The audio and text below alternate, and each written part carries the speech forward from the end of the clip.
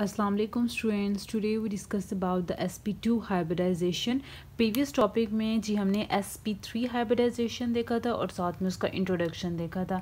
अगर आपको sp3 hybridisation बहुत अच्छे तरीके से समझ आ गई है तो sp2 हाइब्रिडाइजेशन जो है वो बिल्कुल वैसी ही है लेकिन थोड़ी बहुत चेंजेस के साथ है. नेक्स्ट हम देख लेते हैं जी sp2 hybridization. Definition first of all देख लेते हैं. Defined as mixing of 1s and 2 atomic orbitals, 2 p atomic orbitals to give rise to 3 hybridized sp2 orbitals having a planar trigonal shape. Basically होता क्या है, जैसे sp3 में एक s और 3 p मिलते थे, इसमें होगा क्या, इसमें जी बेसिकली 1s और 2p जो है आपस में मिलेंगे. ठीक है, क्योंकि ये sp2 है, इसमें एक s और 2p. ठीक है, एटॉमिक ऑर्बिटल्स इंटरमिक्स करेंगे और उससे कितने बनेंगे, जैसे मैंने आपको बताया जितने एटॉमिक ऑर्बिटल्स मिलते हैं उतने ही हाइब्रिड ऑर्बिटल्स बनते हैं. तो इससे बनेंगे कितने जी, 3 हाइब्रिडाइज्ड sp2 ऑर्बिटल्स. ठीक है, और उनकी जो शेप होगी वो क्या होगी, वो है जी प्लेनर शेप के होंगे एंड ट्राइगोनल होंगे. ठीक है, ट्राइगोनल प्लेनर शेप होगी उनकी. ठीक है, तो इसको हम क्या कहते हैं जी, sp2 हाइब्रिडाइजेशन. एग्जाम्पल में हमारे पास आ जाता है जी इथीन. इथीन अगर इसका कॉमन नेम देखें तो इसको हम कहते हैं जी, एक है इथाइलीन, इसको हम कहते हैं जी इथाइलीन कॉमन नेम. और इसका स्ट्रक्चर देखें तो CH2 double bond CH2. Next हम जी सबसे पहले हाइब्रिडाइजेशन को देखने से पहले, जैसे sp3 में हमने सबसे पहले जी कार्बन की ग्राउंड स्टेट देखी थी, सेम इसके केस में भी जी कार्बन की ग्राउंड स्टेट ले लिए. GS for ground state, 1s2 2s2 2px1 2py1 and 2pz में कोई भी इलेक्ट्रॉन नहीं होगा क्योंकि कार्बन जो है वो 6 उसमें इलेक्ट्रॉन्स होते हैं. 6 इलेक्ट्रॉन पूरे हो गए, 2 4 5 एंड 6.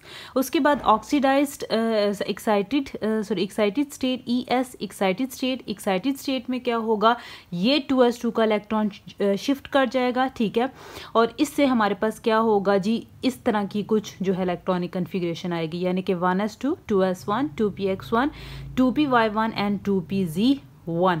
अब sp2 हाइब्रिडाइजेशन में क्या है कि 1s और 2p एटॉमिक ऑर्बिटल्स आपस में जो है वो हाइब्रिडाइजेशन करते हैं और हाइब्रिडाइजेशन से क्या प्रोड्यूस करेंगे जी, sp2 हाइब्रिडाइज्ड ऑर्बिटल्स. ठीक है, और जितने एटॉमिक ऑर्बिटल्स मिलते हैं उतने ही sp2 हाइब्रिड ऑर्बिटल बनते हैं. तो कितने बने हैं, 1 2 3, तो कितने बनेंगे 3. ठीक है, ये 1sp2 2sp2 3sp2 और 1s2 एज सच आ जाएगा और 2pz जो है वो भी एज सच आ जाएगा. ये जो तीनों हैं ये इंटरमिक्सिंग करते हैं, हाइब्रिडाइजेशन में पार्टिसिपेट लेते हैं, लेकिन ये जो 2pz है ये हमारे पास अनहाइब्रिड रहता है, ये हाइब्रिडाइजेशन में पार्ट नहीं लेता. ये हमारे पास क्या है जी, अनहाइब्रिड ऑर्बिटल. ठीक है, उसके बाद जैसे हमने प्रीवियस टॉपिक में देखा था, इन सब की एनर्जी और शेप जो है वो डिफरेंट है. ठीक है, जब ये इंटरमिक्स करते हैं तो एनर्जी और शेप इनकी जो है वो सेम हो जाएगी और इससे हमारे पास क्या होगा जी, कुछ इस तरह का जो है वो शेप आएगी. ठीक है, इंटरमिक्स होने के बाद एस करेक्टर चूंकि कम है तो ये स्मॉल लूप जो है, ये जो माइनर लूप है ये एस करेक्टर को शो कर रहा है और ये जो मेजर लूप है ये शो कर रहा है पी को, क्योंकि पी करेक्टर जो है वो ज़्यादा है. प्रीवियस टॉपिक में हमने देखा था एस टॉपिक जो है वो एस करेक्टर 25 था और 25% है और पी करेक्टर जो है वो 75% है. यहाँ पे जी एस करेक्टर कितना है, एस करेक्टर है यहाँ पे 33%, एस जो है वो 33% है और जो पी करेक्टर है वो है हमारे पास 66%. ठीक हो गया.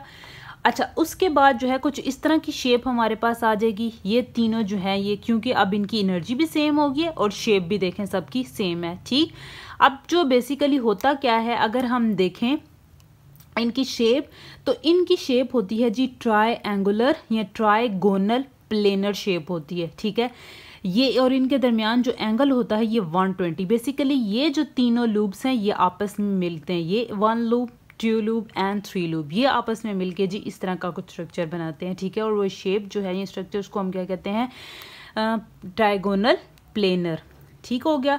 अच्छा, अब अगर हम इथीन के लिए देखें, इथीन में चूंकि हमने देखा कि 2 कार्बन है तो इसका मतलब है कि हम जो है ये तो एक कार्बन के लिए स्ट्रक्चर है। अब हम स्ट्रक्चर ड्रॉ कर लेते हैं जी 2 कार्बन्स के लिए।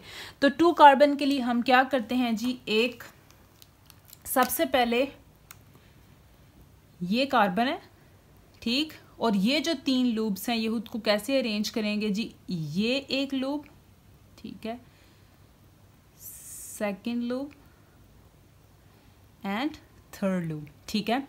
उसके बाद अगर जो है हम नेक्स्ट देखें, ये सेकेंड कार्बन, ये इसका 1 लूप,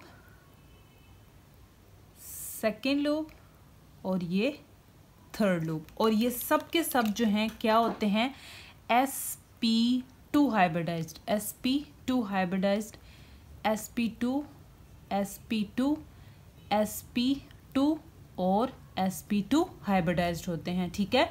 अब जो है हमारे पास बात आ जाती है कि ये तो शो कर दिए, ठीक है, sp2 ठीक है। अब ये जो 2pz है ये कहाँ पे जाएगा, 2pz जो है ये इनके परपेंडिकुलर आ जाएगा, ठीक है, परपेंडिकुलर। इसको हम यहाँ पे डॉटेड लाइन में शो करते हैं ताकि डिफरेंशिएट रहे।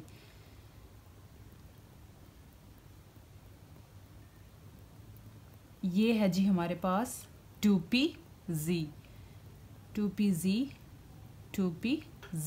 ठीक हो गया। अब होता क्या है कि ये जो हमारे पास हैं sp2 ये आपस में ओवरलैप करते हैं, ठीक है, और ओवरलैप करने के बाद जो है क्या बनाएंगे, ये बनाएंगे जी कुछ इस तरह का स्ट्रक्चर कि कार्बन और कार्बन के दरमियान जो है sp2 बॉन्ड बन जाएगा, ठीक है।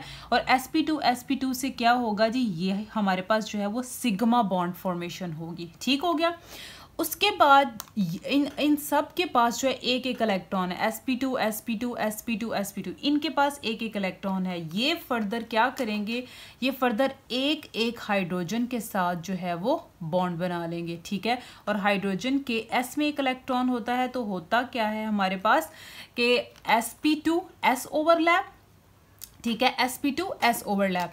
और इससे फर्दर क्या होगा, जैसे इसके दरमियान सिंगल बॉन्ड बना है, इसी तरह हाइड्रोजन्स के दरमियान भी ये एक बॉन्ड, ये एक बॉन्ड, ठीक है, sp2s overlap, sp2s overlap, sp2s overlap, sp2s overlap, ठीक है। इथीन के स्ट्रक्चर में भी देखा गया है कि CH2 और दरमियान में उनके बॉन्ड होगा। अब दोबारा हम लिख लेते हैं जी ये 2pz को, 2pz जो है हम एज सच ड्रॉ कर लेते हैं, 2pz। अब होता क्या है कि ये जो है फर्दर ये आपस में साइड वाइज ओवरलैप करते हैं, ठीक है। साइड वाइज ओवरलैप से हमारे पास क्या बनता है, साइड वाइज ओवरलैप से डबल बॉन्ड फॉर्मेशन होती है, ठीक है। डबल बॉन्ड कैसे बनेगा, ठीक है, वो फर्दर लिख लेते हैं जी। ये सिंगल बॉन्ड तो बन गया ना sp2 से, ठीक है, जिसको हम कहते हैं जी सिग्मा बॉन्ड। अब जब ये ओवरलैप करेंगे साइड वाइज, 2pz ऊपर वाला 2pz ऊपर वाले 2pz के साथ और नीचे वाला 2pz नीचे वाले 2pz के साथ ओवरलैप करेगा, तो इससे हमारे पास क्या होगी जी, हमारे पास पाई बॉन्ड बनेगा। आपने डिटेल से जी फर्स्ट ईयर के अंदर पढ़ा हुआ है कि सिग्मा और पाई बेसिकली बनते क्या हैं, तो यानी कि हमारे पास जो है ये डबल बॉन्ड बन जाएगा, ठीक, और बाकी जो कार्बन है वो एज सच ही रहेंगी। अच्छा, अगर इनमें देखें तो हमारे पास सिग्मा बॉन्ड कितने हैं जी, ये भी सिग्मा बॉन्ड है, ये भी सिग्मा बॉन्ड है, ये भी सिग्मा बॉन्ड है और ये भी सिग्मा बॉन्ड है। कितने सिग्मा बॉन्ड है, 1 2 3 4 5 सिग्मा बॉन्ड जी हमारे पास 5 सिग्मा बॉन्ड्स बनते हैं, ठीक है। उसके बाद है जी कितने पाई हैं, ये बेसिकली पाई है, ठीक है, तो 1 पाई बॉन्ड बनता है किसमें, sp2 में। अच्छा, अब स्टूडेंट को ना स्ट्रक्चर देख के नहीं पता चलता sp2 कौन है, sp क्या है, sp3 क्या है, तो आपने याद रखना है जब भी किसी स्ट्रक्चर के अंदर जो है डबल बॉन्ड पाया जाए, ठीक है, कोई भी स्ट्रक्चर हो उसमें डबल बॉन्ड आ जाए, तो आपने याद रखना है कि उसमें जो बॉन्ड होगा या उसमें जो हाइब्रिडाइजेशन होगी वो क्या होगी, sp2। कल हमने sp3 पढ़ी थी, तो sp3 का कैसे पता चलता है, जब भी सब बॉन्ड ये सारे बॉन्ड सिंगल बॉन्ड होंगे, ठीक है, तो जब भी सारे बॉन्ड सिंगल होंगे तो उसके लिए जो हाइब्रिडाइजेशन होगी वो sp3 sp3 होगी, ठीक है। और जब p ट्रिपल बॉन्ड होगा तो उस केस में जो हाइब्रिडाइजेशन होगी वो sp, जो कि हमारा नेक्स्ट टॉपिक है, ठीक है। अच्छा, ये तो थी जी हाइब्रिडाइजेशन। अब हम इसके बॉन्ड एंगल की बात कर लेते हैं जी। बॉन्ड एंगल इनके दरमियान 120 होता है। जो इनकी शेप होती है, ये ज्योमेट्री होती है, वो है जी ट्राइगोनल प्लेनर। और ये जो सारे बॉन्ड हैं ये सारे प्लेनर होते हैं, को प्लेनर होते हैं। प्लेनर का क्या मतलब है, ये को प्लेनर का मतलब क्या है कि ये सब जो है एक ही प्लेन में लाई करते हैं, ये जो हाइड्रोजन्स हैं, ठीक है। ये तो था जी sp2 hybridization along with ethene का स्ट्रक्चर। नेक्स्ट हम देख लेते हैं जी sp हाइब्रिडाइजेशन।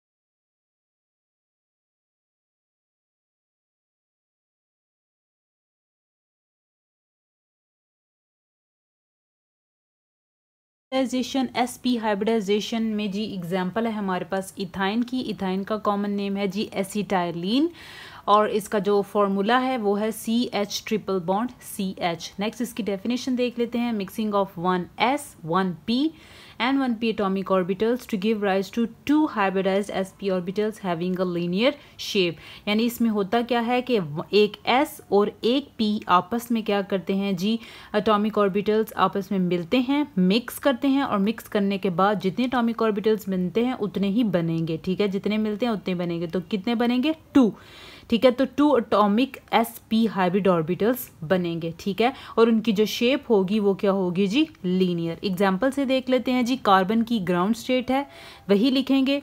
उसके बाद एक्साइटेड स्टेट में क्या होगा जी, एक जो है हमारे पास एक कार्बन जो है यहाँ से मूव कर गया है, ठीक है, ये शिफ्ट कर गया है 2pz में। होगा क्या, एक s और एक p आपस में जो है इंटरमिक्स करेंगे। इंटरमिक्स करने के बाद जो है 2 एटॉमिक ऑर्बिटल्स मिले हैं तो 2 ही बनेंगे, ठीक है। एक sp ये, एक sp ये, 2 sp, ठीक है। और 1s2 एस सच आ जाएगा। 2py और 2pz हाइब्रिडाइजेशन में पार्टिसिपेट नहीं करेंगे, मिक्स नहीं होंगे। तो इस वजह से हमारे पास इनको हमने एस सच लिख दिया। और ये हमारे पास क्या है जी, अनहाइब्रिड ऑर्बिटल। और जिन्होंने पार्टिसिपेशन की है हाइब्रिडाइजेशन में उसको हमने क्या कहा है जी, हाइब्रिड ऑर्बिटल्स, ठीक है।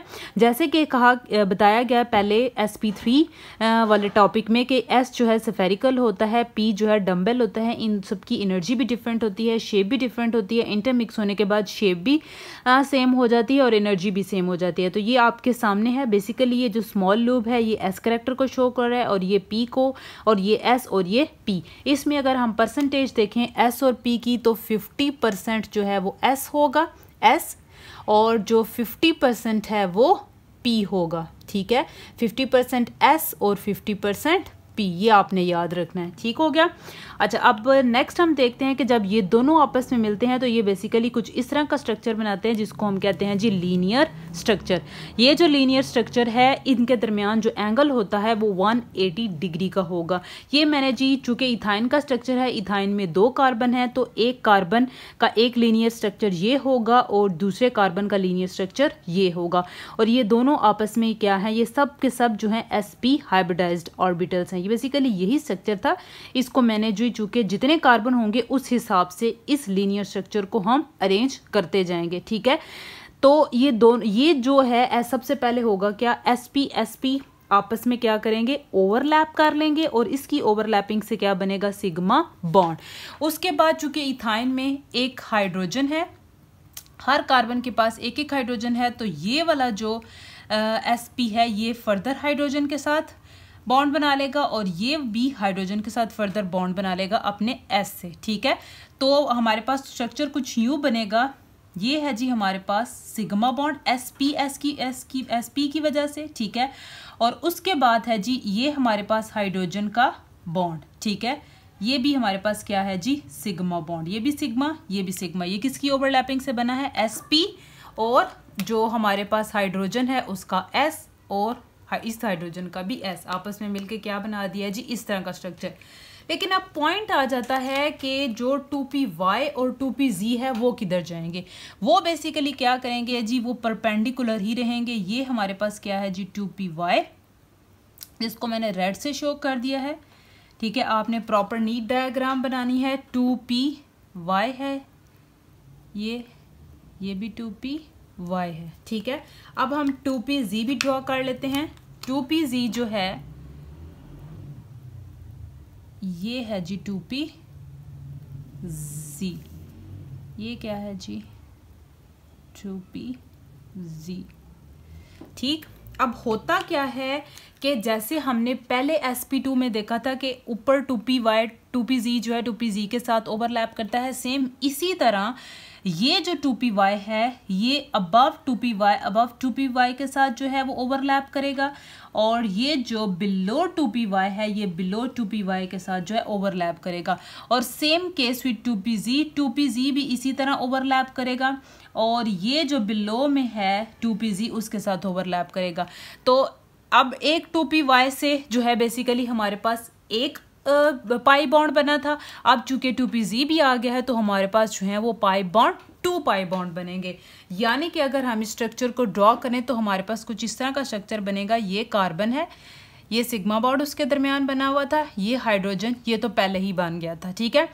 उसके बाद जो है 2py की वजह से जो है एक पाई बॉन्ड बना, और 2pz की वजह से दूसरा पाई बॉन्ड बन गया, ठीक है।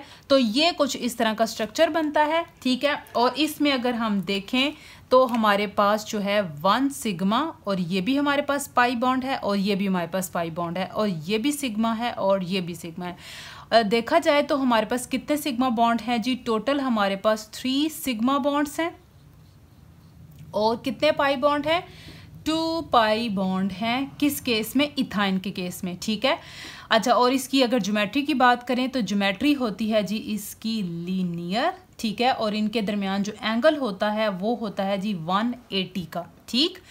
उसके बाद जो है मैंने जैसे प्रीवियस भी अभी आपको बताया कि sp हाइब्रिडाइजेशन का हमें कैसे पता चलेगा, जब भी किसी कंपाउंड में ट्रिपल बॉन्ड होगा तो वह sp होगा, sp2 होगा तो उसमें डबल बॉन्ड होगा, और sp3 होगा तो उसमें सिंगल बॉन्ड होगा। तो इससे आपको कभी भी कन्फ्यूजन नहीं होगी, कोई भी स्ट्रक्चर होगा आप आसानी से देख के बता सकते हो कि उसमें कौन सी हाइब्रिडाइजेशन है, sp है, sp2 है या sp3 है।